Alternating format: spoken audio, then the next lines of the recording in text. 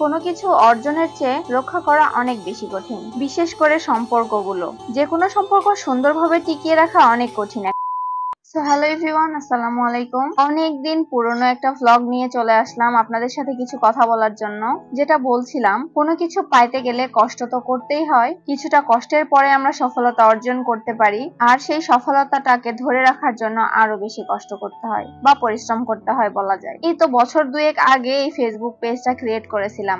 আমার পেজের প্রথম ভ্লগ ছিল জারিফের প্রথম ঢাকায় আসার জার্নিটা, আর আজ শেয়ার করব জায়ানের প্রথম ঢাকায় যাওয়ার জার্নিটা। এই 2.5 বছরের জীবনে অনেক কিছুই ঘটে গিয়েছে। একদম শূন্য থেকে এই পেজটা শুরু করেছিলাম, আর এইটাতে কখনো রেগুলার ভিডিও আপলোড করতে পেরেছি, কখনো পারি নাই। আর এরই মাঝে আপনারা আমার পরিবারের সদস্য হয়ে গেছেন। কেউ অনেক বেশি ভালোবাসে, আবার কেউ সামান্য ভালোবাসে, বাট ভালোবাসে। আপনাদের কাছ থেকে যে ভালোবাসাটা পেয়েছি সেটা তো সহজেই পেয়ে গিয়েছি, কিন্তু এটাকে রক্ষা করা এখন আমার কাছে চ্যালেঞ্জের ব্যাপার হয়ে দাঁড়িয়েছে। এই প্রচন্ড গরমে 2টা বাচ্চাকে সামলিয়ে আসলে ভিডিও আপলোড করা হয়ে উঠতেছে না।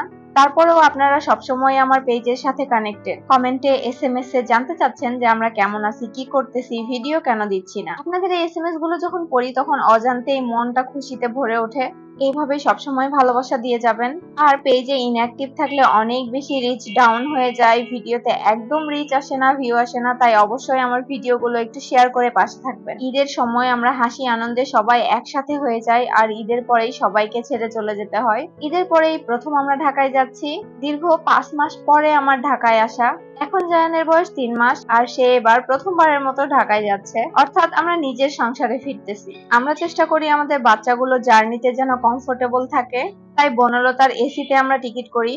আর দেখেন আমার বাচ্চাটা কত আরামে খাইতে খাইতে ঘুমিয়ে গেছে। এদিকে আমার বড় ঘুমাচ্ছে ছোট বাবুকে নিয়ে। আমি বলতেছি না সবাইকে এটা করতে হবে, আসলে যার যতটুকু সামর্থ্য আছে সেটুকু যেন অবশ্যই ইনশিওর করে বাচ্চার ভালোর জন্য। জায়ান বাবু আজকে অনেক বেশি এক্সাইটেড, সে খেলাধুলো করতেছে, মাঝে মাঝে ঘুমাচ্ছে, আবার মাঝে মাঝেই জেগে থাকতেছে।